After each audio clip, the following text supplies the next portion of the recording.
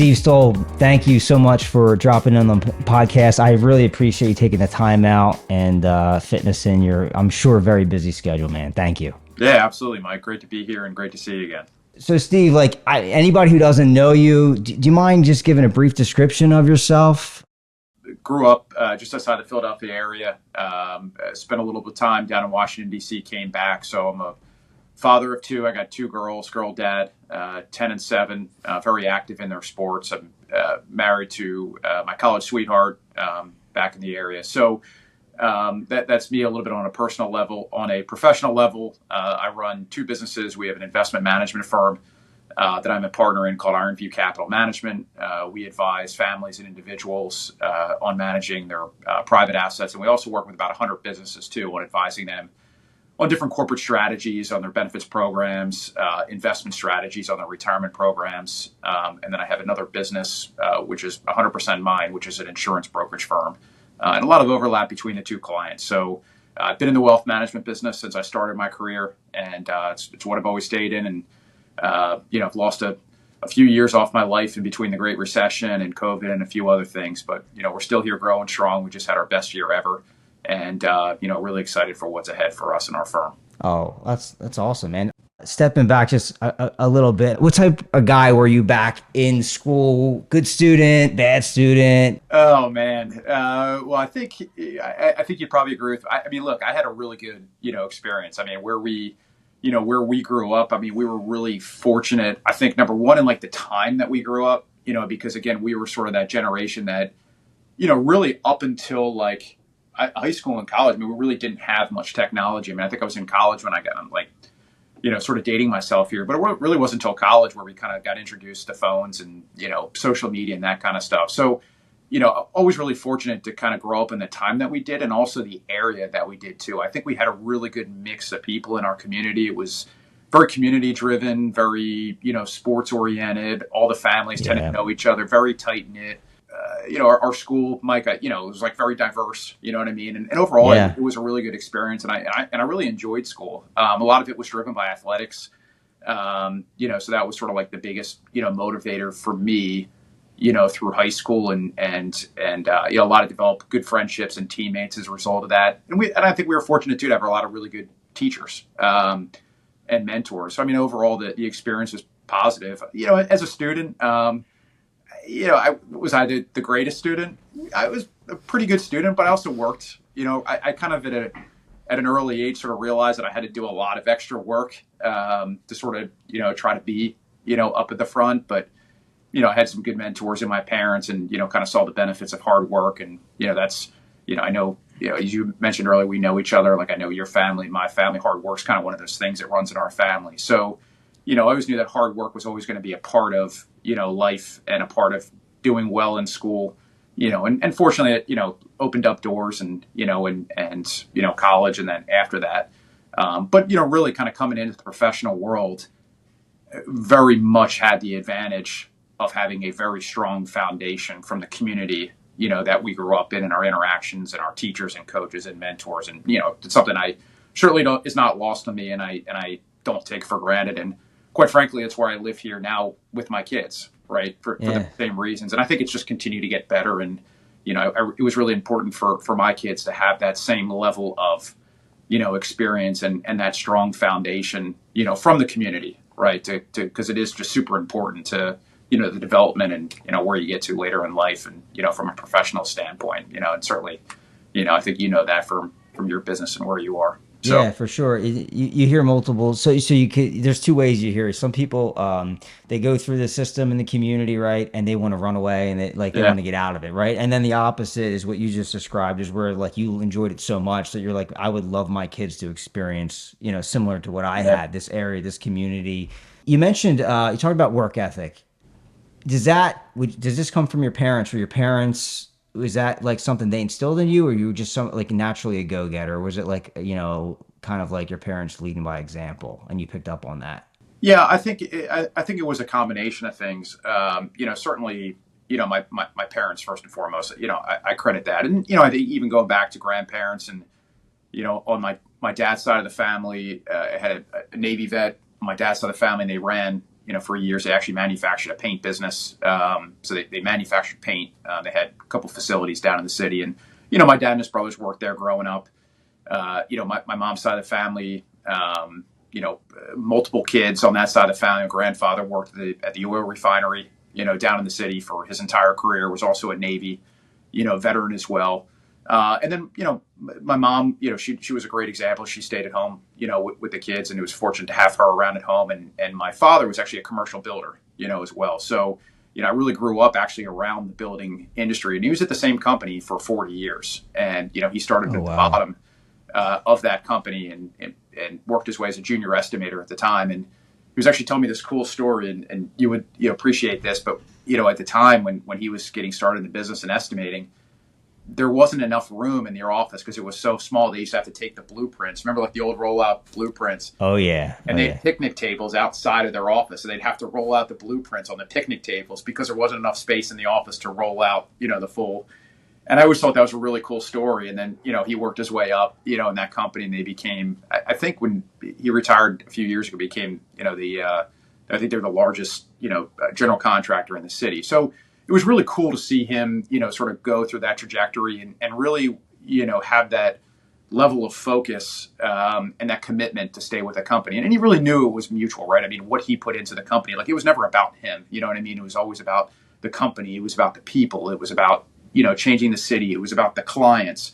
It was always about those other things. And it kind of taught me a really important lesson at a young age. It's like when you focus on sort of like adding value and making other people and other things like your real priority, the success and the growth sort of come with that, right? And it's having your priorities in line, where I think, kind of going back to like your example with like the kids and just, being a little bit different today. I think, look, it's sort of a product of the time we live in social media, but, there's just the focus now seems to be a lot on the person. Like, what can you do for me? And that's not, again, I don't think it's necessarily their fault. I think it's more of just, like if you ask most kids, I think there's like polls that say like, what do kids want to be when they grow up? And it's like 60 or 70% of them want to be influencers, and it's like, it's horrifying in a way, but in a way you also, it's sort of like what they experience. And I think there's just like kind of a misalignment of priorities. And so, I'm sort of giving you the long answer to that question, but yeah, there's without question, sort of the work that I have and work ethic that I tried to bring into, my career and whether it's coaching and like, even personal sort of things that, certainly are selfish, having that, sort of self-awareness to think like, am I doing this for me or am I doing it for other people?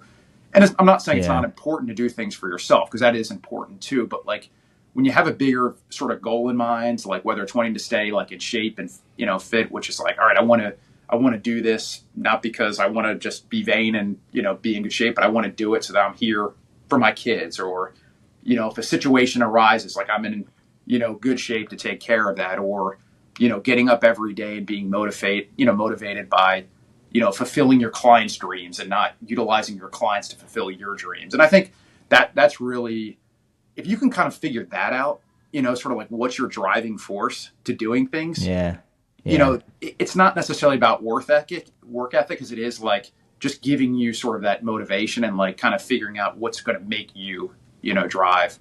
And that's the way I try to like look at it. It's like, what's your why, in doing things. And I think that helps really drive the work ethic if you know what those whys are. If you don't have the whys, you can still work hard, but you tend to get a little sort of less mileage out of that. And it certainly leads to, I think, faster burnout, and kind of, stifles you a little bit if you don't have a clear understanding of what that why is. And that why is hard, and I'm sure, you probably think a lot about that. And I certainly know you and your family and what I've seen on your, from interacting with your, content and stuff, that like you are, focused in that, sort of drive as well.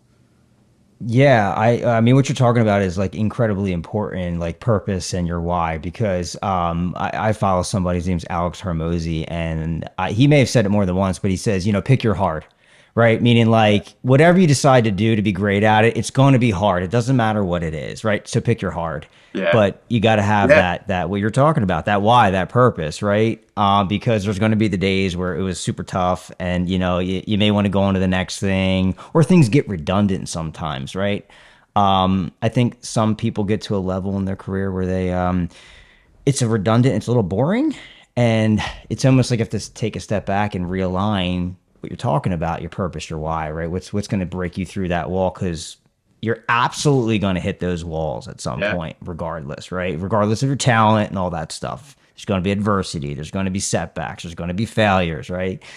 And I couldn't agree more with what you're saying about finding your why and finding your purpose.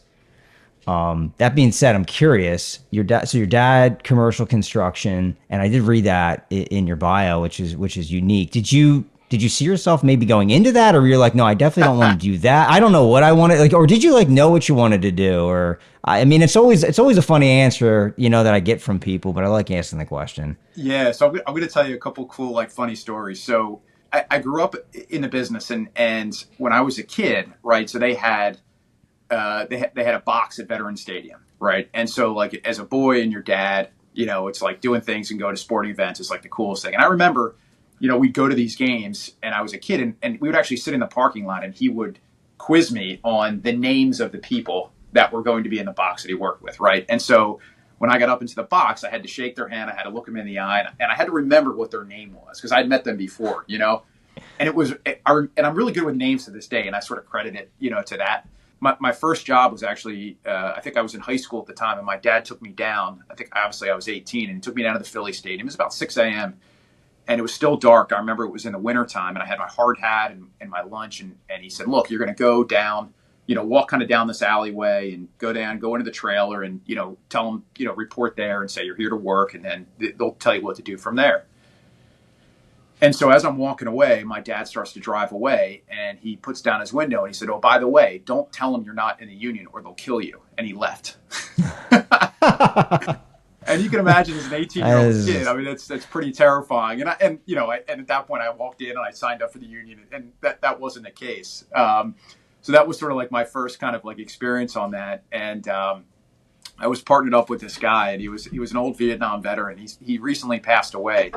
But his name was Clarence, and Clarence kind of took me under his wing, and he takes me out, and he tells me three things, and he said, look, he goes, I'm going to tell you three things, and just live by these three things. And so I'm like, all right. So he goes, number one, he goes, I don't know if I can curse, but he goes, shit flows downhill, right? And I said, got it. Keep my mouth shut. Yeah. Shit flows downhill. I'm clear on that. He goes, number two, don't bite your fingernails or you'll get sick. And I'm like, okay. Makes sense, right? And then he goes, number three, if you're going to sit on the job, don't ever sit on a bucket because it leaves a ring on your ass and people will know you're sitting on the job. And those are like three really funny things. And I always had that's an old school guy in construction. There are three things that I could totally see a lot of people saying. Yeah. That's and so, funny. Look, I really enjoyed working as union labor. It was a great physical work. It was certainly, great money at the time. But I'll tell you the biggest reason I stayed out of the business was, my father's my best friend. He was the best man at my wedding, and he's a pretty intense dude. And honestly, I was concerned that if we ever worked together, that it would, potentially lead to some, I didn't want there ever to be a conflict. And plus, I also think it's important too to kind of be your own person and do something different, too.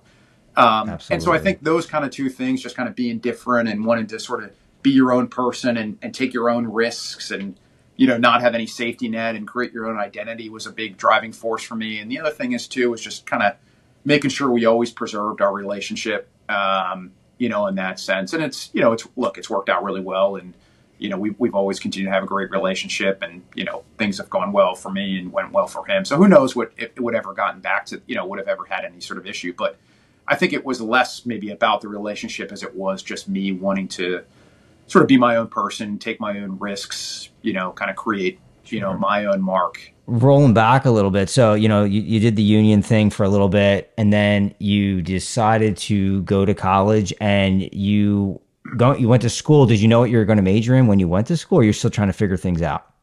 Yeah, I think it was mostly trying to figure things out. I actually thought I wanted to teach. And so I thought I wanted to teach and coach. I could so see you being a teacher, man. Like you would have been a really good teacher. Yeah, I've really enjoyed. I had some experience kind of doing that, at an earlier, part of my life, and still to this day, I mean, coaching brings me probably the most satisfaction really out of anything I do, and I always wanted to do that. But what I did is actually minored in it because if I ever wanted to go back, I always sort of wanted that to be kind of an option. So I minored in it, but then I, focused most of my college on more sort of the kind of the law school route or the economics route, wanting to go in business. And so what that really meant, I didn't quite know. Had some experience, had some mentors, and kind of thought I knew, sort of what that is. And I had friends that kind of got into the financial services industry and investments and investment banking, and we're doing quite well. So, and I really enjoyed working with people, less numbers, but more people. So, I was fortunate to get a good opportunity right out of school at a really good firm that kind of went almost sort of the third base without really rounding first or second. And wow. It was very fortunate to do it. And then actually right when that happened, that was September of 2007 when I started there, and then the recession hit.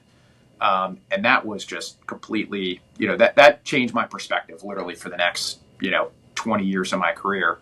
And for a couple of reasons. Number one is I saw how fast things can go south.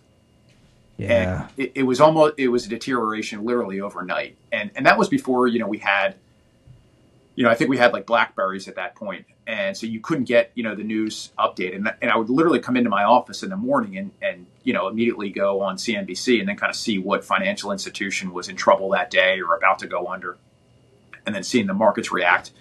And it was really, it taught me a couple things that were really important that I've always sort of tried to stay, true to. And one was, again, how fast things can deteriorate overnight.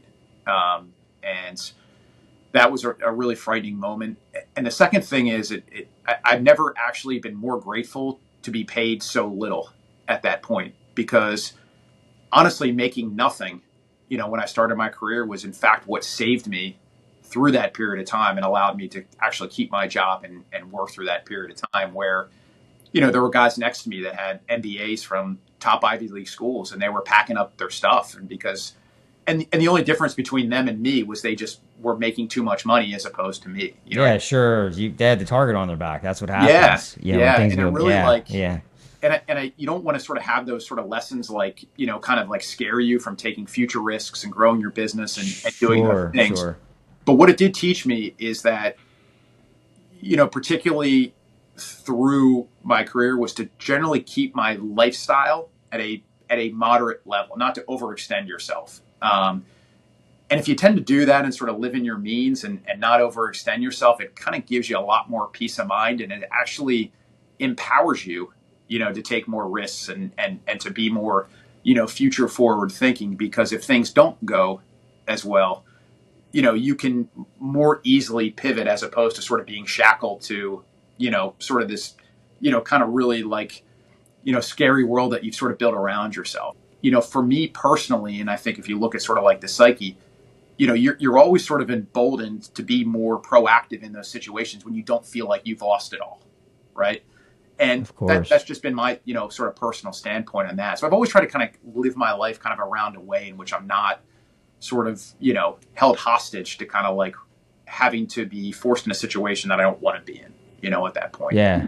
And that's, what we constantly try to sort of put our clients in. And every client's different, right? I'm sure from your clients, it's like, some people are sure. Everybody's mental. Absolutely. Difficult. Some people are nervous all the time. Some people don't get nervous. And so, you try to manage all of those different personalities. But if I had to look at it, sort of a broad stroke, most people are more terrified of losing money than they are, opportunists to want to make money.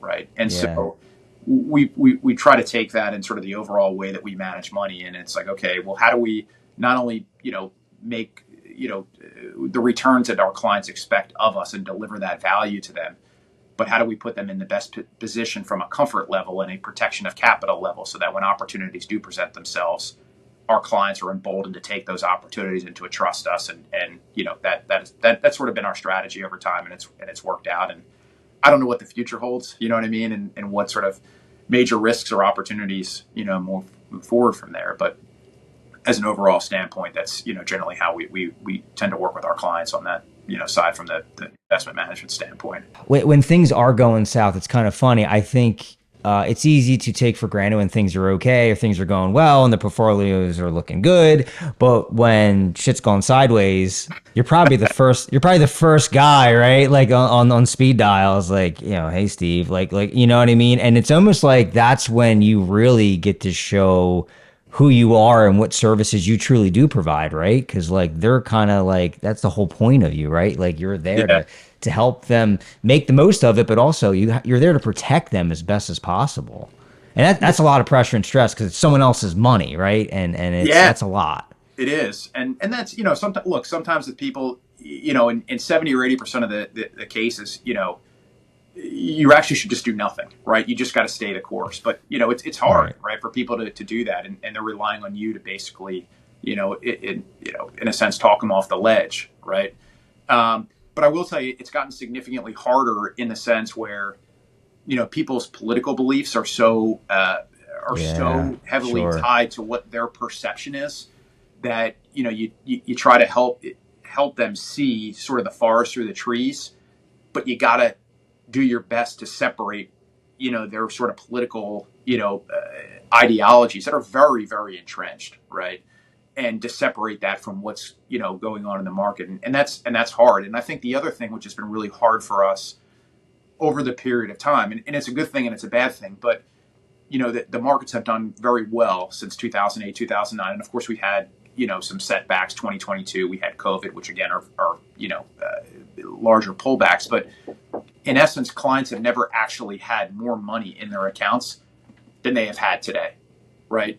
And so, which is great. The problem is that when the market goes down, the percent to which it goes down is the same 10% or 15% or 7%, but it's the percentage of a significantly larger number, right? And so it Right, feels right. much more painful, to clients to lose 10% from their all-time highs than it does 10% 10 years ago when they had less. It's still the same Right. 10%, Sure. right? But it but Right. it's but Just it's have a lot 10% more. of a much larger number. And just as Yeah. humans, you tend to look at things from a dollar perspective, not as a cents perspective. So, Yeah. and again, it's sort of a blessing in a sense where that you've lost a lot of dollars, but it's really because you've never had more dollars, right? You still mathematically have never had more money than you've had today, even with the pullbacks, right? And so, Yeah. and that makes it a little harder too to help clients understand that and understand that difference. Even though they're very, very successful, very highly intelligent people, it's still painful to see that dollar number, Of right? course. Of Whether course. it's a daily basis, weekly basis, monthly basis. So you got to constantly keep reminding them, of those things too, in those situations. Yeah. And and I guess one other piece of it is, when you sort of look at the math of it is, if let's just use an example. You have $100,000 and the market goes down 20%. Well, your 100,000 goes to 80,000, right? You lost 20%, $20,000. But if I said to you, or most people, hey, what do you need to get back to your original 100,000? Well, most people say, well, I lost 20%. I need to make 20%. Well, it's actually not. It's actually because 20% of 80,000 only gets you to 96,000, right? So the more you lose, the more you have to make just to get back to where you started again, and that sort of goes Mm. back to like that balancing act that you have with clients. It's like, okay, well, where do we sort of fall on this sort of aggressive opportunity side versus the, more like preservation sort of risk, adjusted, because mathematically, the more you lose, the more you have to make to get back to where you started again, right? So it doesn't always pay to be super aggressive because it's going to take you longer to get back to where you started again, right? So, Oh. you got to kind So of dial that in. it's interesting too because kind of spinning off what you're talking about right now, but also touching what you mentioned previously. You talked about knowing your client because everybody is different. And, Yeah. we just had a team meeting yesterday and we talked about like there are certain scenarios like, we're very busy right now. We have a lot of stuff going on. So the first thing you start to feel is like all the processes and systems you're missing. And we're implementing more. But you get to a point where like a couple questions were answered and I was like, I don't have a system for that. That's when you just need to know who is Yeah. our client on that job Yeah. because that's actually a skill set. It's to understand that some people can do spreadsheets all day long and they can just like give great predictions and all types of analysis and everything, but they might not be great of understanding and reading, well, who am I doing this for? Who is my client? Yeah. And I would imagine in your business that's a huge thing because you're dealing again with people's money and you do need to know who you're dealing with. That's it's an underestimated business skill in my mind that some people don't realize they need to have. Yeah. You know, and it sounds like you agree after hearing you talk too. I think what you do and what I do is aligned in the sense where, it's not the product, it's not the money, it's what those things like represent, right? So, and that's like what keeps me up at night, and to a sense like my why. It's like, it's not money, it's their, grandkids education, right? Right. It's the Yeah. gift that they're going to leave their, church. It's the gift they're going to leave their grandkids. It's their retirement. Like, it's not the money, it's what all of the hopes and What? dreams, and Yeah. it's a Yeah. What it can culmination of, do. it's a Yeah. culmination of like, 30 years of risk, that a client took to grow their business and sell. Like, it represents all those things. And I think having an understanding of like what all of those things are, because you've had that connection with the client, and they've been able to trust you and share with you sort of like where they came from, how they got to this point. Again, to your point, like, it's knowing your client and knowing intimately about their life to know what that represents. Like that, it keeps you up at night because you realize the stakes are so high, but it also gives you your driving factor. And I think for you, it's, when you're building a house, right, for somebody, like, what does that house represent, right? I mean, it represents, a beach house where they're going to have 3 generations coming down. Like, the space that they're designing is the space that they see entertaining their family and friends. Like, it's not just a house, right? It's what that house represents, or that addition represents. That, like, the more you can understand, to your point, your client, and like what is the reasoning and like the purpose for wanting to do all those things, is going to help you deliver a better product and have a better relationship along the way, right? Which is ultimately, at the end of the day, it's like an alignment of expectations, right? And the more somebody, I always say, like, you can either do the work on the front end, or you're going to be forced to do the work on the back end, right? Yeah. That's a good one right The there. work is It's true. always going to happen. You know what I mean? Yeah. Like, Yeah. it can either go really easy in the beginning, and then it's going to get really hard at the end, or it can be super painful in the beginning, and then the rest of the Yeah. process is like easy and smooth. But either way, the work's being done. You know what I mean? So I think it's like, and there are people that'll sort of skip those steps, right? And I don't think, and people will continue to do that and sort of kick the can down the road, and sort of be to a level of success.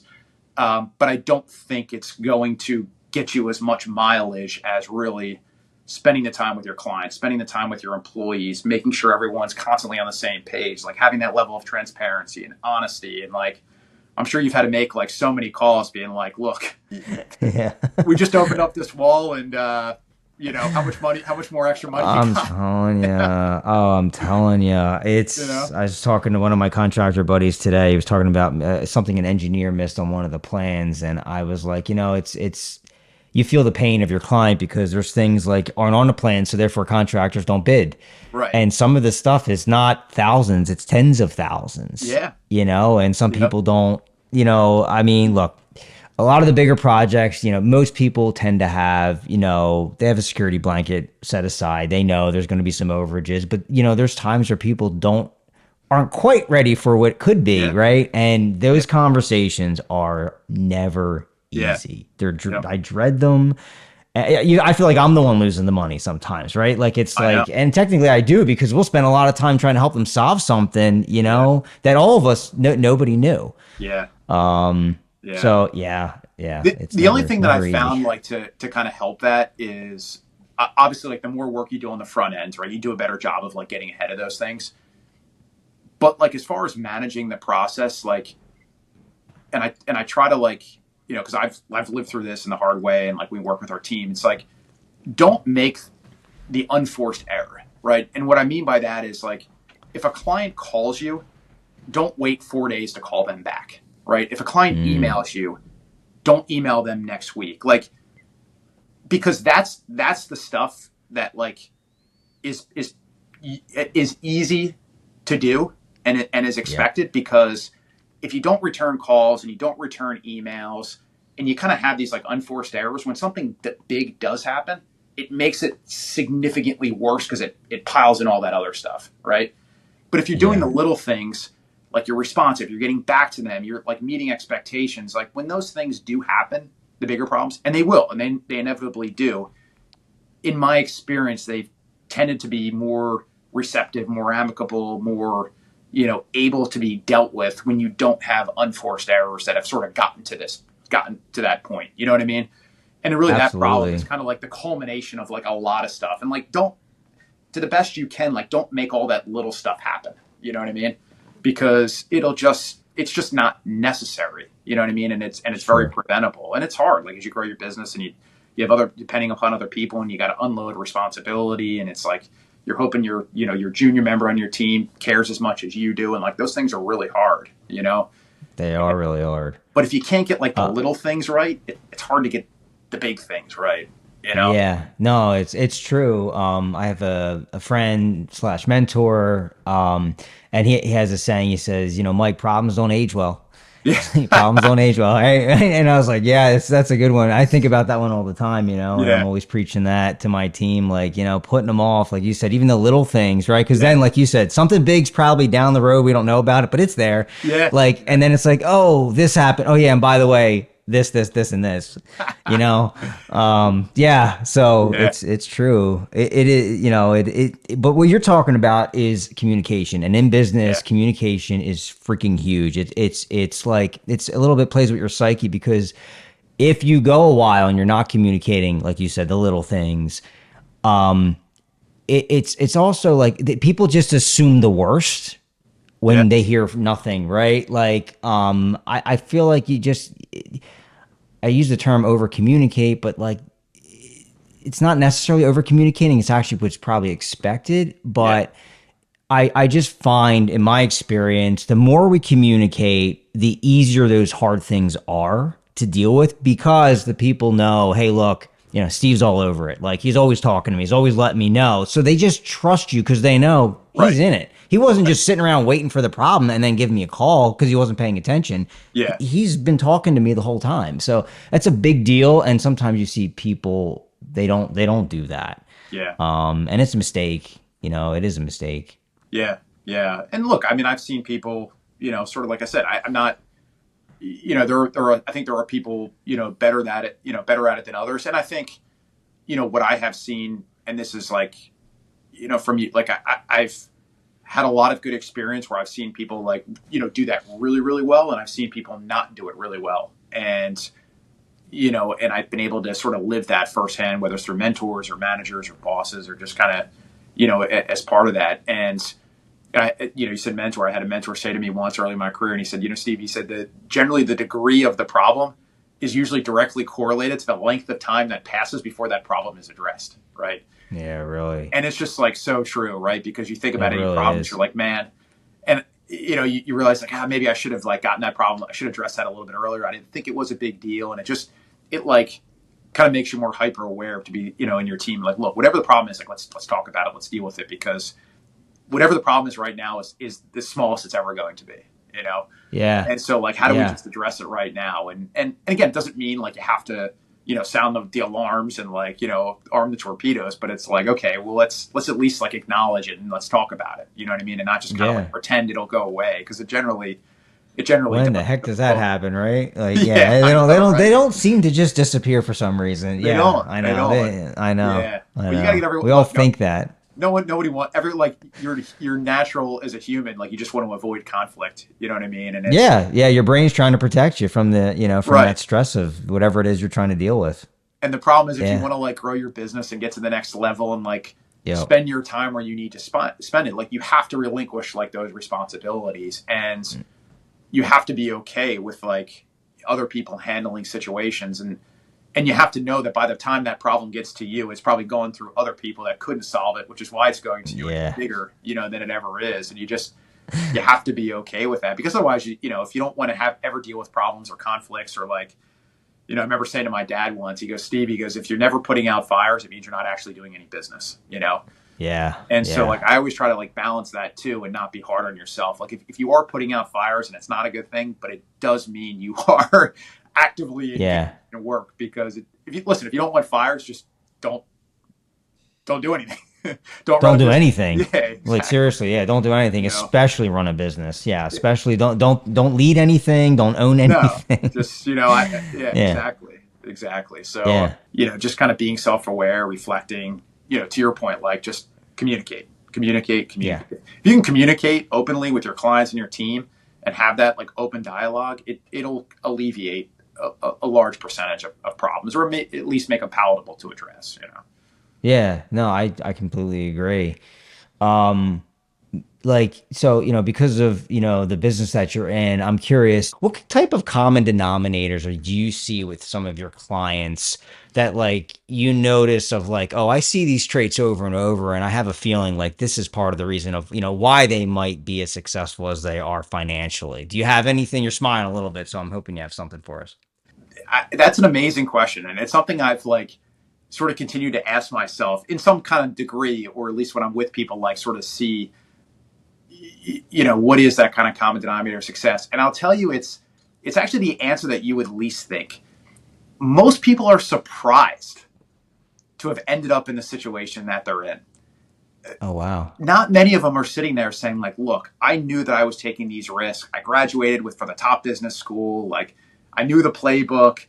I knew what to do. I knew if I worked this hard, like things would have worked out. Like it's not the case. Most people are very surprised that they look at their account Interesting. and see how much are in there. Right. And I think it's a couple of different things. I think it's, number one, it's right, obviously surrounding yourself with the right people. Right. And, whether that's personally in your personal life, marriage, family, whatever, having the right employees. And a lot of that is just kind of, I don't want to say luck, but some of it is, right? Because, you're fortunate to have an employee that somehow came into your life, right? Now you can say Yeah. whether or not you put yourself in a position to attract that employee and employee put themselves in a position to attract you. Like, sure, I think the universe works in a way like that too. But there's also a lot of random things where you have people that you work with, or, maybe when you were building your business, you met somebody that gave you a chance, and, you know, Yeah. that kind of Yeah. like propelled your career to that referral. And so I think there's a lot of that, where again, you Yeah. can go back and forth on like what you have, you put it out to the universe and you sort of attracted that, not to get like all like, sort of like woojy on that. But, I think there's like a lot of that in luck. And I think people just feel, for the most part, I really don't have any clients that are just like, like Mr. Burns, from The Simpsons. Like they all feel incredibly blessed. From your perspective, you probably sit there and say like, yeah, man, I've had a lot of breaks, Yeah. like, Yeah, no, it's so funny you're saying that because yeah, I've heard that too. Like, oh, I was just lucky. There's humility in their answer a lot of the time. yeah, yeah. And I Yeah, believe you create your yeah, own luck. Like I do believe that, but I also think, and I'm not like an overly religious person, but I do think there is a level of like where things work out and you're like, man, like if I just didn't meet that person, or if something just didn't break this way, the whole trajectory of sort of like your career would be in a different way. I'm not saying it'd be better or worse. It would just be different, than what it is. So, I know that's not like the business answer you're kind of like looking for, like, they all read this book and they all went to like this seminar and like they had these mentors. I think to to achieve a level of success where like, look, I mean, there's like the billionaires and like that kind of thing, but I think most of our interaction, or that you have and I have with the people, are just normal people that have had an idea and ran with it and took some risk and built a business and provided value to the economy and to their clients. Like most people are just pretty humble, and they're just very fortunate to how things worked out, and they often don't give themselves enough credit. You know what I mean? Now, look, I mm, think if you sat around with their employees and their family members and you said like, "Hey, what has made them successful?" They would tell yeah. you, They have different. Yeah, right? sure. They're up at 5 a.m. every day. They'd be at the office. They were constantly, thinking about their clients. They were, everyone around them could probably tell you the answer you're looking for. But if you just ask that client or their immediate, spouse or whatever, they will feel blessed and lucky and fortunate to arrive at where they are. It's I some of the most successful, women and men that I know, they do have a high level of humility. I would love to like do more research on that. Like pursue. I don't know, maybe we'll write a book together. We'll like interview people and we'll I get was like gonna different say, yeah, perspectives. man, You know like what I mean? that's yeah, yeah, for sure, for Yeah. sure. Because it's like it's so funny. I think you're, and there is no one book. There is no like you're giving those examples. No, oh, this that seminar, right? Like that meeting. But I think also, a lot of times what I see though is I see people start something, and I typically see they stayed focused and they just kept plowing. They didn't get distracted every 10 seconds with the new shiny thing. They Yeah, kind of just stayed, I'm going to use the word boring. Like they were okay with it being boring. yeah, And eventually boring turned into success. yeah. And I think everyone has like different, and I know when I sort of break things down, like in my personal life, there are the people that are like the planners, right? So they don't, in order for them to sort of, progress or to take risk or to do something, they thoroughly plot it out. They do the research, they go through. Um, I've always sort of been the opposite. Like I sort of believe in kind of like planting the flag and then working my way backwards, you know? Okay. I don't know, right or wrong. I'm sure if, anyone or, I sat with a business coach, they'd be like, no, you shouldn't do it that way. You should, here's what you need to do. And I don't know, that's sort of like the way I've always kind of operated. Like I'll just take like a goal and I'll plan it, and say, all right, our goal this year is going to be this. And it may seem crazy, but I'm like, okay, well then what do we need to do to get to that goal? Right. And I think it's breaking it down into like into those micro steps. And the more you can break that down, like, because again, if you think like, well, here's my goal, right? I mean, that goal may seem insurmountable, right? And you don't know how you're going to do it. I say, okay, well, then what do we need to do on a monthly basis or a quarterly basis to hit that goal? Like, let's break that goal down into quarters, right? And then, okay, how do we take that quarterly goal and then break that down into a monthly goal and then a weekly goal and then a Mm. daily goal, right? And I think that's the way, like, at least my brain, sort of has always done it. It's okay. Like, how do I break this down into like bites at a time so that you can literally, from like to your point, like consistency in like a daily day, having that discipline and like that consistency to have that plan going forward. But it comes from a place of working backwards, you know. Yeah. Um, Yeah, reverse engineering success yeah, is, I reverse think, is engineering. Yeah, yeah, I mean, you say plant your flag, which is, I haven't actually heard someone say it that way. It's kind of cool way to say it too. But it is a great way to be very serious about something, right? Like, here's where I want to go. You go to yeah, it, there it is. Okay, now like we'll take those step backward, and how do we work back towards that? And it is like, it's kind of a boring answer to like how people plan well, but the reality is yeah, I agree 1000% with your mindset of what you just said. Like that's how I yeah, do almost everything that I do as well. yeah. It's always the end in mind, And that's you probably know. like your thinking in your business, right? Because you see the plans, right? You know what the end product looks like. So Yeah, that you yeah. sort of naturally work backwards, like from the plan back. You have to Absolutely. make And those maybe things. that's why I think that way, because that Yeah, is how we have to build. We do have to have the end in mind. So maybe I never even thought about that. It probably is why I think that way. I'm kind of forced to. yeah, yeah. But look, I think you got to be open minded too to like all of a sudden realizing that you could go in a different direction. You know, Yeah, and absolutely. that's okay, right? It may not end up being that goal you plan. It may divert somewhere else, and it could totally derail you and be the best thing that ever happened, or it could be a big learning experience. Whatever that is, and I don't know. It's kind of like the exciting part of life, right? Is sort of like Yeah, not knowing, yeah. how things are Not going no, to yeah, go. it's the scariest part, but also the most exciting part, right? Yeah, For sure. yeah. Everyone thinks they want to see all the pages written, but you probably don't, No, in it's reality, like I don't know. It's kind of like the exciting part of life is sort of you know, the the unpredictability. You know what I mean? Yeah. Like to a degree. It's like and possibility, right? Like, Yeah, yeah. you know, do you see yourself doing what you're doing now, like for your whole career, or do you have like other ways that you're like, how's your mind thinking about that? Like, I like what I do, but I would I really would like to get to this. Do you have like that I mean, and again, like, don't share things you don't want to share, or not No, no. comfortable sharing, but I'm just curious. Yeah, that's a great question. I think it's an evolution. Um, look, I think when you're starting your business or we were starting, like the first goal is like survive, right? Like in any Yeah, possible way, you're right. it's Yeah, yeah, like, yeah. Yes, yes. how do I Yeah. keep my head above water and like, prove to myself and anyone else I told that like this is actually going to work, right? Yeah. And I think like to a level like particularly when you're starting off, like I think you'd have to be honest with yourself. I think everyone's got like a little bit of an imposter syndrome too, right? Where you're like, a client trusts Yeah. you with their money or trusts you to build something, and you're like, oh my god, can I actually do this? Yeah. Can Right? I actually? Oh my God. I had a podcast where I talked about this with someone else, imposter syndrome. So it's a real Like, thing. It's real. yeah, Like, are you Yeah. sure like you're trusting me to actually Yeah. do this, right? And the Yeah. reality is like you can, and the client knows Yeah. that you can, right?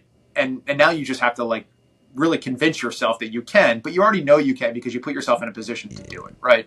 And Yeah. so I think Yeah. like that's like the foremost part of that. And I think like as you continue to evolve and you bring on better people and your systems become more automated, and I think you put yourself in a position to sort of change your priorities, not like necessarily your goals, but your priorities, where you get to the end of the day where your priorities then become, how do I put myself in a position where I can actually spend more time with my clients, and the more time I spend with my clients, the better I'm going to get to know them and their family, right? And the better I get to know them Right. and their family, the better job I'm going to do for them. You start looking at sort of like your priorities. And I think that's kind of like where I'm sort of at right now from a business standpoint is like, okay, we've achieved the sort of proof of concept. Like we know that this works. And it's like, okay, well, now how do we continue to expand? But also, how do we continue to expand and grow, but know that we're going to basically continue to deliver that same level of value and not jeopardize what we've already built? Um, and so, how do we do that? And then I think when you sort of get those things more in line, at least for me personally, I found it kind of liberating where I can now be in a position to sort of pursue other things outside of work that are very fulfilling for me, right? Where Great. I can Love now that. leave work and I can go coach and know that if something comes up that I have like really good people and systems in place that are going to, take care of that for me, or that I have a level of relationship with my clients where if they reach out to me and at 6:30, they know that I'm just going to call them after practice and they're okay with me, whereas like, Yeah. 10 years ago, I would walk out of, I would take that call. That's really important, at least for me personally. I've never really been driven by like money. It's been more of like, how do I add more value, and so that like for me, as that continues to change, and spending more time with my kids and spending more time coaching and doing some things that are like giving back on, community-based things and, different boards. That's been very fulfilling, for me. And I've really enjoyed that. And I wouldn't have been able to get to that point without, all the sacrifice and teamwork and everything we've done, over those years. So I think it's like an evolving thing. And I think it's just, I think it's important to be well-rounded. I think your clients want you to be, well-rounded, too. They like, they, first thing my clients ever ask me is how's your family? How are your kids? Like those sort of things. Like that's really Yes. important, Yeah. It is. Um, It so is. it's a really interesting question. I don't ever see myself doing anything different professionally. Like I think it's an amazing industry. It's awesome. I really enjoy it, but I think it is going to have a major disruption over the next 10 years. And, with technology and AI. And I think I'm just sort of generally an optimist. And what I do know is when you look at like industry studies, about 60% of our time in our profession is spent not in front of clients or prospective clients. So that just sort of tells me like how much opportunity is or continue to improve efficiencies in our Mm, business. And so I want to yeah. look at like AI and technology as a tool to, basically help us grow our business Exactly. and build. And I try not to look at like the, sort of, the downside to it, but I think there are going to be tremendous downsides to it too. And, are you going to be in a situation where you're going to be able to adapt and, do those sorts of things? You hope and you try to put yourself in those positions. But the reality is that you're going to do as much work as you're going to do, and you're going to try to make the right calls. But the world will tell you which way, where the wind's blowing, and the question is Yeah. like, are you in a position to sort of change your sails and adjust to the wind, right? Or are you going to let it, capsize you and, you know, be over, I don't know. And I think you just try to do your best to do that. And, Yeah, for you know, sure. but that's hard. Yeah, no. It is hard. It is really hard. I mean, I can just tell from talking to you though, you're somebody, you're innovative and you're not worried about you're not like stuck in one way.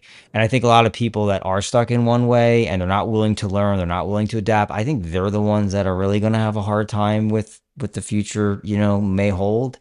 But disruption has been a part of humanity from the beginning of time. That's the reality, right? So every time something new comes along that we don't understand fully, like someone gave me a great example. He's like, back in the day, like we used to excavate foundations with a ton of laborers and shovels. He's like, now Yeah. a machine shows up with one guy. Same concept, right? Like we don't Yeah. need all those laborers anymore. But Yeah. construction is still going, right? Like, Yeah. so it just things shift and change, right? So I was like, that's a good example. It's true. Yeah. Um, but Yep. yeah, I think a lot of it has to do with your mindset and, are you willing to adapt, and especially if you own a business and you're in business, I think your job, especially in what you do, is staying on top and understanding what all that stuff is, the good stuff and the bad stuff. And it sounds like you obviously are educating yourself on it all, which is really cool. And I believe, when you have that mindset, you'll probably be able to leverage that to your benefit. And the other thing I think is huge, which you've already figured out for yourself, is you talked about relationships. They are like, Yeah. above all, in my opinion, in business and in life, it's Yeah. relationships. Like, I really like Steve. I trust Steve. He's a great guy. Like, I know he's got my back. That is huge. I Yeah. mean, really, really big deal. Yeah. Yeah. Yeah. I heard this like term the other day, and I forget like what. I don't know if it's like relationship equity or it's something like that. But literally the whole concept boils down to like if someone came to me and said, hey, like I need an addition or I need a house built, and I would say, oh, you got to talk to my guy. You got to talk to Yeah. my guy, right? Right. And the Exactly. reality is when I say that, like when you got to talk to my guy, it's almost as if it's not if it's as if I want my friend to benefit from working to you. But when I say my guy, like I like you just as much that I want you to benefit from working with. You know what I mean? There's this like mutual connection between having an investment in somebody else wanting to do well. That I think Yeah. is like the most important thing. In that relationship where like we've all had like sort of the one-sided relationships and like they don't work out and they're not like No, they always they have an expiration yeah date or like milk. friendships Like, like dude, whatever they're like going stale at some point soon. yeah like the best Oh, relationships that like which again like you figured out it's like you have to be invested in that. It has to be like a mutual investment in that relationship. And it may not always be equal. Like there are going to be periods of time where like the scale is sort of going like this, but like at the end of the day, when that relationship is mutually beneficial and that person's invested in your success as you were invested in their success, like that's it, man. Like yeah. that is it. And I'm sort of hoping almost kind of the AI, and it's like again the optimist of me is sort of like kind of like COVID did in a way, sort of like really sort of like renew this awakening in people to like want to get back to if like every email is perfect, if every marketing piece is like you didn't write, if like you're talking to someone like virtually, you don't even know if it's a person. I I don't know. I'm know. sort of hoping that it kind of like craves this human connection back to that. I I don't think know. COVID kind of showed us that we do, right? Like Yeah. coming out of COVID, I think we all realized like, I'm technically I would consider myself an introvert, but like it's kind of funny. I'll go a while and like I don't see my team. We're doing things virtually or whatever. Like we had an in-person meeting yesterday, and like we haven't done that in a while. You do start because there's something about that Yeah. energy of being in the room and having those real conversations with real people. There is something, and I really think we are designed for that. Whether you think you need it or not, you do. I do anyway. I believe that. Yeah. And that's coming from a guy that doesn't love it to be in big crowds and all that stuff and being around 10 million people. But at the same time, like I do love human connection. Yeah. I think it's very, really, really important. Yeah. And like, especially for you, I mean, your relationships with your subs and like, I know like from my dad, I mean, like that's everything. Like, They're the blood of my business. I say it every day. yeah. They really are. They are. Yeah. Yeah. I Those mean, relationships are huge. yeah, I know. Huge. I know my dad has like sub relationships that go back like 40 years. You know what I mean? And That's like, amazing. yeah, Yeah. I mean, because like what you guys go through together to get a job done, like if you have to Correct. be like they're dependent on you just as much as you're dependent upon them, and like some jobs may go better than others, right? But like Yep. if you Yep. sort of know that and they have your back just as much as you have their back, like that's it, man. Like without that, I don't know how far you get. Like I really don't. You don't. I've worked with some developers that didn't understand that. They weren't on the building side. They were just more on the investing side, and they never truly. They was always looking to squeeze the subs, right, to Yeah, find the margins again if things were overpaid. And you would always be speaking up in the meeting, just saying like, you can't forget like this is where your investment turns into dollars back.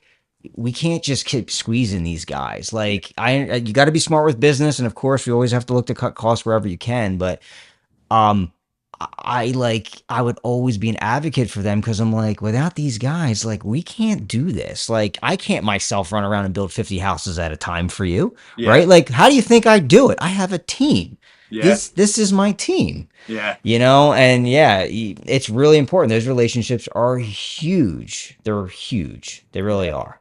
And Yeah. without all those, the people in my office and my team and my subs, like I would never be able to do what we're doing right now. I'm gonna Yeah. be able to do it. I don't care how hard you want to work. Yeah. I you know. know, it doesn't matter. Hard work gets you. I've learned that, like in the last, like maybe like 5 to 7 years, I was like, I've always been a hard worker. At least I've always considered myself that. Like it's just who I've always been. And my mom and dad were like that, and I've always been like that. But I learned in business, you hit a point where it's like, wow, just because I'm willing to work super, super hard doesn't guarantee me anything. You have Yeah. to think differently, and you start leveraging and realizing I have to leverage the team around me, the subs around me, the office staff, like you were saying, like, hey, I can trust that I could disappear for an hour and they're okay answering those questions or dealing with that client. Like without that stuff, you're not scaling or growing anything, honestly. And the reality is you're just setting yourself up for total freaking burnout. Yeah. Total burnout. Yeah. As I've been there. I've been Yeah. there, and it's brutal. It's Yeah. brutal. You know what's You're a, just exhausted. a hard thing too, and I'm curious like your thoughts and like your team and because you have like with your relationships and particularly like the subs, like we have in our industry we have like our sort of vendors and like kind of like subs that we rely on for technology Sure. platforms and everything. But Oh yeah, right. like you have this sort of like relationship capital, right, with these people, and problems are always going to sort of pop up, and you're always trying to advocate for your clients and like price or like whatever service or whatever that is, and it's like having that decision like not only with you and like but your team of where to sort of you know burn relationship capital and like where not to, right, to sort of Yeah. evaluate like, okay, like is this problem big enough to like make a huge issue about it, you know, and burn relationship capital, right? Or is it better to sort of like let this go because there's going to be bigger issues that sort of come, and you want the person on the other end to be in the foxhole with you and to return your calls. Because if you constantly burn that relationship capital and argue over like things that aren't that significant, eventually that relationship is going to be like, you know what, I'm out. Like Yeah. I can't, you know what I mean? And that's like really hard. And I think like what I sort of found, and again, growing in my career and like with our staff is, hey, like, hey, like you got to go take care of this, but also emphasizing them and be like, look, if you can't solve it, like it's okay. Like we'll go a different direction, but don't burn the boats on this problem because it's not big enough, because we need this relationship and we need them to help us when something bigger comes along. Absolutely. And I found that to be a very sort of hard thing, to develop, with our team and to continue to grow, is to have that sort of like emotional awareness and understanding of relationships, because the reality is a lot of people don't understand, relationships, and it I don't know, I'm sort of going off here, but that's been hard, in a way to kind of sort of get people to understand that aspect of the relationship. And I don't know if I'm sure you've come across that and like how you deal with that and like, how you like, have your team, because again, I'm sure a lot of your team is interacting with your subs and you're not, you know what I mean? And like making Yes, sure that like correct. they're Yeah. handling them in the way that you are, because you're going to hear about it, right? And if they aren't, I don't know. Absolutely. So kind of like what you It's feel really about that. important. It's yeah, it's relationship management, and it's what you said I agree with a lot, because I deal with similar situations almost on a daily basis. Yeah. And things are going to come up inevitably, and you're right, bigger things are going to come up inevitably. And I'll give you a perfect quick example. One of the houses we were building, um, the architect, we flip floors, and they had a height adjustment incorrect that they never switched. And I wasn't at the job for a couple days, and they had a ceiling height a foot smaller, Ooh. okay, in a multi-million-dollar home. And I got there and I walked, and my buddy calls it the famous knee drop. I literally fell on my knees. I came on the steps and Oh. I literally slid on my knees. I was like, oh, how did this happen? They were 2 stories above. And I spent a good hour, like, and I'm like, I don't even know who to blame. It was one of those situations that like 12 people missed it, right? And I'm like, I can't even blame anyone for this. Yeah. And when that happens and you're the business guy, it's up to you to decide, like, okay, like, if you do something, it's coming out of your pocket because I can't even blame. There is no one to blame. Yeah. So ultimately I had a conversation with my framer, and he got defensive because he thought I was accusing him of making this mistake, and I was not. He probably could have called me and said, "Hey, Mike, this is weird, but they just went to town, did their thing." Again, not his fault. But that was one of those situations where I played that card hard because that was a bigger thing that happened. And I was like, Yeah. look, I can't let this go. We can't leave the ceiling a foot taller. We are literally, I literally ripped down a whole story of a house. Jeez. It was not an easy decision. It cost me a lot of money, but I had to do it. And, fortunately, we kind of all took ownership of it. He did the best he could with pricing for me for labor and everything. We worked together. I made sure he didn't lose any money, and he did the best he can. Now, had I been that guy that beat him up all the time, like you're talking about, on every little thing, like he may have said, "Listen, man, I'm busy. That's Yeah. not my fault. Sorry, Yeah. man. Like you deal with it. Like I'm not dealing with that. I don't care if you're going to pay me or not. I want to move on." He didn't do Yeah. that. Yeah. We respect each other. We know we both make mistakes. We work together, and he helped me out. So that was one of those situations where it paid dividends for me not to go crazy on the small things all the time. Let Yeah. some of that stuff go, because you are so right. That big Yeah. stuff's going to pop up, and you want to be able to pull those big levers later on that stuff. So I think what you're saying is very true, and a good way to think of it, and also a good way to like remind your team of the same thing. Yeah. People beneath you. Yeah. Yeah. Yeah. And I like there's no way to like because those things are just popping up all the time. You know what I mean? And big and Yeah, small. they And don't like stop.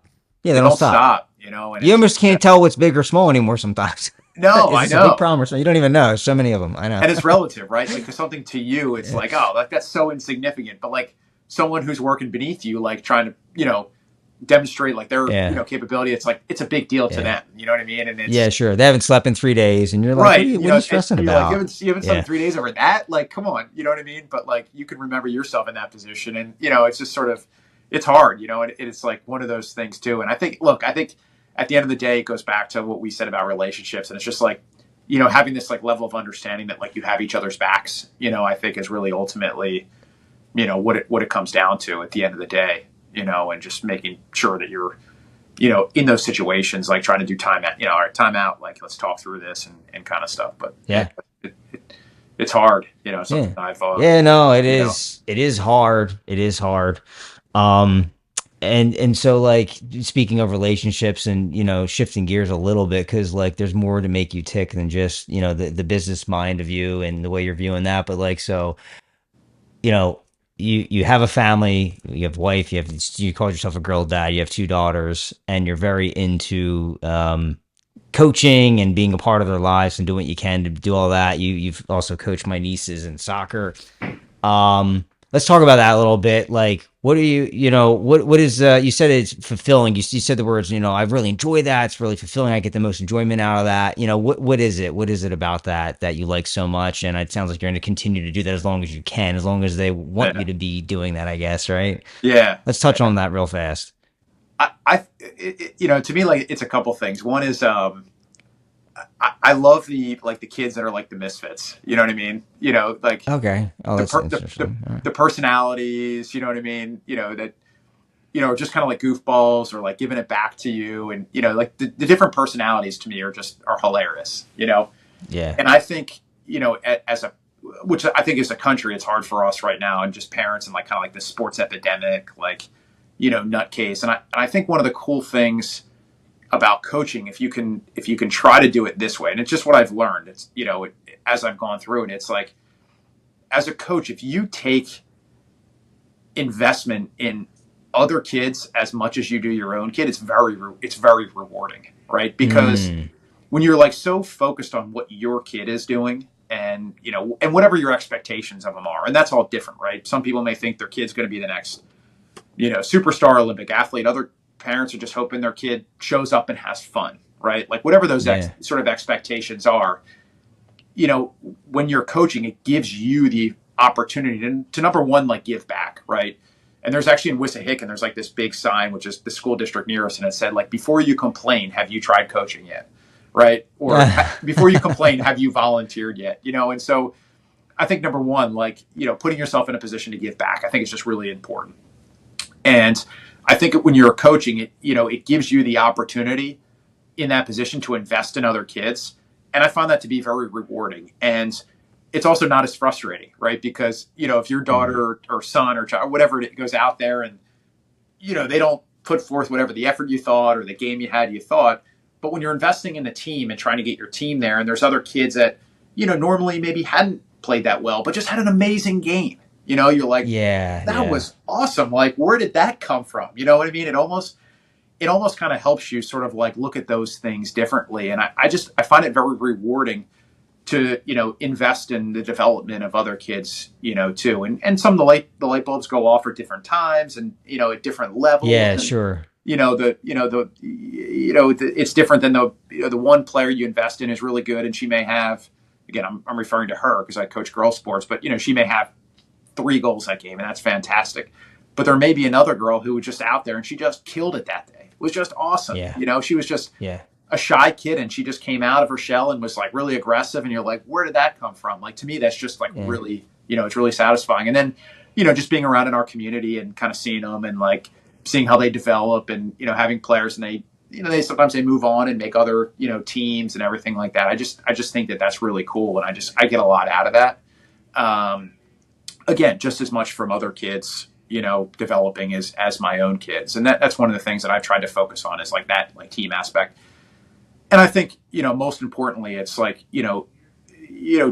meeting kids like where they are, right? I mean, if and your own kid, right? I mean, if you have these expectations of people, and again, it maybe goes back to our business, like, your expectations are like what you expect of those people, right? And if your expectations are too high, you're going to be constantly let down, And I think it's a matter of like meeting people where they are, right? And so again, it's not to take that one kid and make them a superstar. It's to take that shy kid and make her, aggressive, right? Or it's to take that girl who didn't want to be there to all of a sudden like having fun at the end of the season and being like, can I go in? Can I go in? Can I go in? Like, that's a success on that level. And so, I think if you're, our communities and the future of our communities and like us growing up and where we did, I mean, look, it's a product of like, what you're putting into it is like what's going to come out of it, and when you volunteer and you do coaching and, whether it's, you get involved in your community, you realize also too, like when you were growing up, like somebody else did that too. Absolutely. And what you also realize too is like there's actually like a smaller amount of people that sort of make it kind of all work, for everybody else. And I think that that's like really important. I think if, you don't want to continuously like be a taker, right? You want to take, you want to benefit from it, but you also want to make it better, too. And I think I just found coaching to be a way that like enriches the community. Like, I'm not like overstating, my abilities as a coach. I just enjoy doing it. But I think it's just a cool way. And whatever your coaching experience is or level is, like if you're there willing to like invest the time and you're there for like the right reasons, like you're going to make, you're contributing, you're putting in, right? You're investing, not taking out. You know what I mean? Yeah. And I think that's like an important thing. And then that's what keeps things going, right?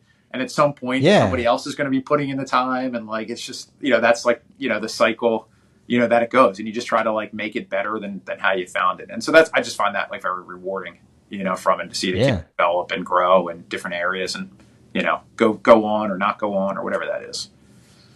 Yeah, no, really, really interesting. And I do, I don't head coach, but I've assisted coach. I've helped, I've filled in, for some of my son's sports, and it is very fulfilling, and yeah, I enjoy it a lot. Um, it can be frustrating at times. Yeah. But it's, but at the same time, it's like, I totally get what you're saying. It is very fulfilling. And I guess like it is that giving back, right? Like, it's just interesting what you were talking about. Like certain kids, it's not always about making that one kid like, hey, I want to make you the best you can. It's like picking that one thing, like, oh, the shy kid that's no longer shy, right? It's those little things that really good coaches actually do, which is really unique. I like that example a lot. Yeah. Really cool, man. Yeah. There's one more topic I don't want to kind of just like skip over because I think it's important. I didn't know about this. Lauren put it in front of me. I was like, oh man, I mean, I'm not surprised, but yeah. So like, I know you as a lifelong athlete, always been an athletic guy into sports and everything, but like I see here that you were a two-time Ironman triathlon finisher. That's not Yeah. once, but that's twice. So you put yourself to that torture not once, but twice. Yeah, twice. Was that like what was that? Was that a long time goal for you? Where did that come from? Like it's not something. It's yeah. Let me give that a shot. Like you gave that some thought. There had to have been some driving force there. It's actually like three reasons. One is so I was actually I just gotten married. We had just started the business. Life was like pretty unsort of. We didn't have kids yet, and I couldn't sleep one night. And I was watching like the Ironman World Championships, which is in Hawaii, and Oh like wow, NBC yeah, Sports puts on this production. Like they can make a chess match seem like exciting. You know what I mean? They had Mike yeah, narrating, yeah, like whatever. And I was watching it right. like 1 in the morning. And I was like, this is the coolest thing I've ever seen. Like I'm in. Like, and I literally went online, like paid more money than I had. You know what I mean? To like sign up, buy the bike, like do all that kind of stuff. I was just captivated. So again, it was like one of those things I just immediately like slammed the flag down and it was like, all right, like what do I need to do? And I had no clue. And so that like captivated me. But the other sort of like, kind of like other two parts of that were, look, I mean, starting in the wealth management business when you're in your early 20s, like after coming out a pretty uncertain time in like 2007, Hmm. 2008, and like you want to sort of make a name for yourself, like you don't have a lot of credibility. You know what I mean? And I was not a very good golfer at the time. So like there was really no way for me to kind of like differentiate myself or like I wasn't differentiating myself based upon like my investment knowledge or experience because I had none, right? I Right, couldn't right, right. I couldn't go out and like golf with a bunch of, people that like differentiated myself and wanted to play golf with me because I was a really good golfer, you know what I mean? Like sports were sort of irrelevant at that point, you know what I mean? And so what I kind of realized is like there was sort of like this niche of like other people that were out there doing kind of like the Ironmans and the cycling, that were like people you wanted to be around, right? They were, they were motivated. They were, obviously some level of like success to the degree to which they could like afford to do this and also had like Yeah, even afford the right and like time created and a life where they could have the time, to do this. So I was yeah, like, wow, like these are like people that I want to spend my time with that are going to like make me as a young person like better, yeah, And I also realized like similar to kind of like the golf course is, wow, like here's an opportunity for me to go out on the weekends and go cycling for 4 or 5 hours with, these people and like spend time with them and like learn about them and like build relationships and like look, I mean, you're riding on a bike with somebody for 4 hours, like you're really going to get to know somebody, right? Like there's not much to talk about. yeah. So You're gonna it was see like, them at their worst too. yeah, so it's like this really cool, like, and I never really sort of intended to be that way, but it kind of like built this great community and like some of the people I'm still like, close with for me to kind of like, and then once I did, did the Ironmans and did some other things, like it became kind of like a little bit of a differentiator for me in the marketplace where, people would be like, wow, like, okay, cool. I like your like investment strategy, but like you did an Ironman, like tell me about that. You know what I mean? And so Yeah, it became a way, to kind of sort of differentiate myself and again, build sort of like this network around me of people that were like minded, in doing that. It's kind of like finding your tribe a little bit, right? And yeah, really cool. or like finding your tribe, right? And there's like a saying is like, your vibe attracts your tribe, right? Or your tribe determines your Yeah, vibe, like whatever that is. And that like kind of really yeah. clicked for me. And then like the third piece of it, which is like the funnier piece of it, I was like, man, if I'm like going to get into this, there's no way that I can get married and have kids and then decide like this is going to be one of my hobbies. Like, just no way. Like, Yeah, you know, yeah, like this is activity. This is a activity that needs to be grandfathered in. You know what I mean? Where like, yeah, yeah. just imagine you're at home and like your business and your wife and your newborn baby and you're like, I'm going to go on a 6 hour bike ride and Oh then yeah, I'm sure that conversation would go over really well. yeah, it'd be like no, you're not. Like, are you Yeah, crazy?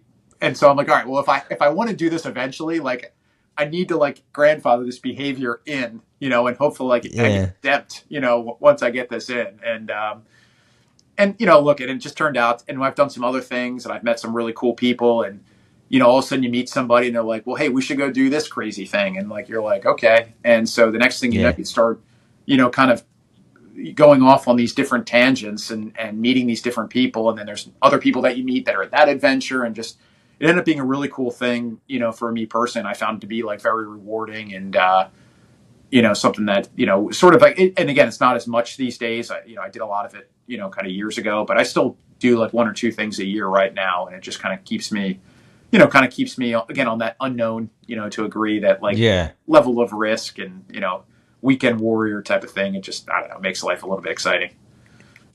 Would you like give me one thing you think you learned about yourself putting yourself through something like that? Did you learn something about yourself you didn't know was maybe there, or something that you weren't expecting?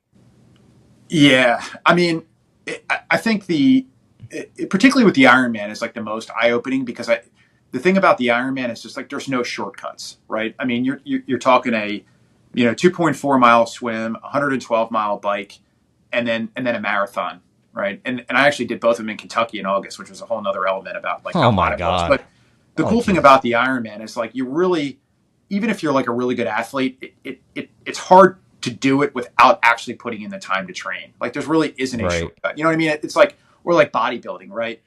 Like, Right. there's no way you can get on stage No. without doing the work in the gym or the diet work. It just doesn't happen. You know what I mean? And so Right. what that really taught me was, it's just like, okay, you have to have a plan, you have to stick with the plan, and you can't shortcut anything. You know, and I didn't really have like any time goals or anything like that. My goal was obviously to finish. You know what I mean? Yeah, And try to sure. like surprise Sure. myself. But that's like sort of what I really kind of learned through it, was like, man, like this is kind of something like that I'm not able to shortcut. You know, I can't just like open my Yeah. notes before the test, or I can't like fake my way through this. Like, there's no faking your way. Like, you can't fake your way on a bodybuilding stage. You can't fake your way to an Ironman. Like, No. just, No, it's so you have to true. do the work. And there's just always going to be things in life where like, there's some things where you can cut corners, and like, again, you sort of, there are Get times, I by. don't, yeah, you like, look, there's like things in life now where I'm like, look, are we trying to be perfect? Or are we trying to like make progress? You know what I mean? Yeah. But Right. there are, and you're able to kind of get things without necessarily doing the work that you kind of need to do. But there are some things that you realize there are no shortcuts, and that you got to trust the process, and you got to trust the plan, and you got to stick to the plan, and you got to have that level of consistency. And I think just a general sort of goal setting, I think, is just kind of the important, sort of thing when it comes to something like that. Like, it's a big goal, and you have to do the work to get there. Yeah, for sure. Man, I love that. It's really, really cool. Yeah. Um, out of being respectful to your time, I do have one like last question for you, and this doesn't have to be business; it could be personal. And again, if you don't feel comfortable sharing it, I totally understand. But is there any like big audacious goal you have for yourself, something you haven't done that's like it's out there on the horizon, and maybe you're afraid to say it out loud? I don't know, like but is there anything that you haven't done that you would like to do? Doesn't even have to be big necessarily. It could be something small too.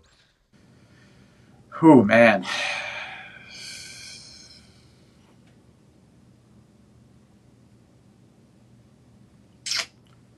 that is a really good question.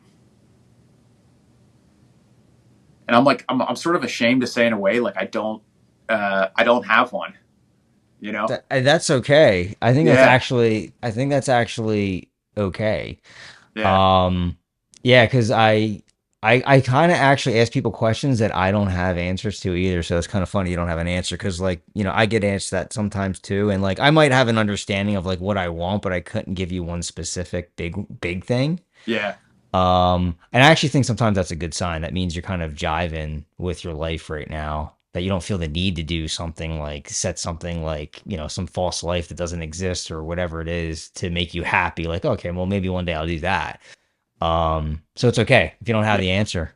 Yeah. I wouldn't either. If you asked me, I don't think I could answer it either, to be honest with you. Yeah. It's like, I'm ashamed to like say it, in a sense, because, like, I feel like a lot of the conversations on like goal setting and like, everything like that. But there's nothing like, sort of huge, where I would have like an overarching goal. And, could that be, wrong? I don't know. Um, I think it's, Doing an Ironman for the third time? Is that No, I said when I was your 40, I said when I was 40, I was gonna do it again, and then actually I got to 40, and I'm like, I really don't have any desire, to do it again. But I mean, I do like consistent thing. Like I did I just did a 50K and for the Marine Corps back in October. I've sort of had a goal of like doing a 100-mile race, but but I also realized too, like that's not that important, to me, Mhm. right now. So I think it's more a matter of sort of being open minded, to Mm. what those opportunities are. And I also think too, it's like you don't realize like if you just do something like 15 or 20 minutes a day of like doing something actually make you better than like 90% of the population in doing it. Right. So like this year, like one of my goals was to actually learn piano. Right. Oh wow, And I was cool. just like, you know what, the world has enough guitar players. Like I want to get back to playing music and like, Steve's a great guitar player, by the way. I always We wanted to me, teach me and him myself play piano. So jam every sometimes. night Yeah, for go for it. Yeah, so every night for 15, 20 minutes, I practice piano and I learn my scales and everything. And my goal at the end of the year is to be like band proficient, right? Where like a band, I could like jump in a cover band They with can them. call you in. They You know can what I call mean? you in. Yeah. Yeah. Yeah. So Like if the piano player's got to go to the bathroom or something, you can go sit in yeah, for that it's one exactly song, right. right? Yeah. Like so it's like little things like that, but it's really just our business, kids, and then trying to actually keep yourself like as in like somewhat decent shape as a dad is like hard Yeah. enough. When you have all those three of those things, it's you Lots of know responsibility. lots of Yeah. responsibility. But have Yeah, you shared man. your It's have you just shared your answer on that question? no, I don't, because I'm like you. That's why I said sometimes I think of questions that I don't know if I have a good answer for. And that's one, like, I have goals, right? But like some big crazy one. I don't know. Cause I think sometimes I change too, of Yeah, like you were saying, like, oh, when I turn 40, I want to do it again. Then you got to 40, you're like, it doesn't really, I don't really feel that need now. Like I kind of, yeah, you know what yeah, I mean? So I think that happens and that's natural in life. And I actually think that's a healthy thing because it kind of just, ebbs and flows a little bit. Like you just, just goes all over the place. It's like the ocean, and one day you feel one way and the other way. So yeah, I don't have an answer for it, to be honest with you either. That's why I asked you. Um, but anyways, yeah, I mean, I really appreciate you taking the time. I mean, again, I know you from the past, and I knew some things that I've asked you, some questions and stuff. But like, it sounds like you got a lot of great stuff going on, man. I want to encourage you to keep doing everything you're doing. You you smile a too, man. lot, so Yeah, I appreciate it, man. yeah, Thank you. it's awesome, man. Um, seeing you smile and your talk, your energy and all that, it just, you can feel the energy that you're doing the right stuff, man. So, just keep doing your deal. And I definitely wish you all the best. And like that being said, like other people that see this, if they want to get in contact with you, reach out to you, what's the best way to do that? Yeah, I mean, look, it's probably like through social media. Send me a DM or Instagram. I try to relatively sort of keep up to date on that on there. So that's probably the best way to get a All hold of right, me on cool. We'll there. post that stuff Yeah, when this is out there live. We'll put that information. So if people want to chat or reach out to you, they'll be able to. yeah, and congrats, man, on doing the podcast. Like it's really a cool. I can tell you, Thank obviously, you. like you have the business of building homes and everything, but the podcast thing is really cool, and it takes a lot of guts to kind of put yourself out there and start doing the podcast, There's nothing easy about a podcast. I'm gonna tell yeah, you that right now. We talked about it several times on it, but there's zero easy. I mean, anyone could just, you could technically get your yeah, phone and yeah, start one tomorrow if you really wanted to, but like the way, we've envisioned it, I want it to be, I want to give value to it. I want yeah, people to enjoy it as best as possible. And also a little selfishly, it's like I get to sit and have conversations with guys like you, right? yeah, Being around certain people, right? So I get that out of it as well. yeah. Um, And I can so, tell, but like, it's nothing. I know you're not doing it like to like promote, you No, know, Michael no, James Hub. Like, I mean, you're really doing it to like basically connect like-minded people, no. share it, share it That's with the world, and it's really cool. we were this close to being a construction podcast, and last minute I was like, I don't want to do that. Yeah, It's like it's I don't want. I'm actually a businessman first, and I'm personal development and growth. Like that stuff like lights me up. I love my business, but like the type of person I am fuels what my business is. So like we kind of like made a quick left turn, and yeah, we were like, and also just opens, like, I mean, if I was a building podcast, you and I wouldn't be talking right now. Yeah. Like, you know, we talked Yeah. about a lot of great things here today. So Yeah. yeah, man, I really appreciate that. Thank you. Yeah. And And I know you made the comment earlier, like it's hard to find guests, and you know what I've seen from, or what I've heard from listening to similar podcasts, which I'm sure we kind of listen to. It seems like a lot of sort of guests come from like other guests, right? yes. And they say like, yes. oh, you don't know this person? Oh, you got to have them. I know. And I after know. this conversation, I've like literally like, you know, people that are popping into my head being like, oh my God, that's awesome. And so if you're open to that, like, I'm like, I would love to. Steve, we appreciate that. You know, we're trying to get that traction going. And yeah, I mean, if you have people that you think, please send them our way. We would love to chat with them. Yeah. I would appreciate that. Be great, man. All right, cool. Yeah, absolutely. So, awesome, man. Steve Stulb, thank you so much for the thank time, you. man. Awesome. All right. Thanks, I really man. appreciate it. Thank you. Thanks. See you, Mike. You got it.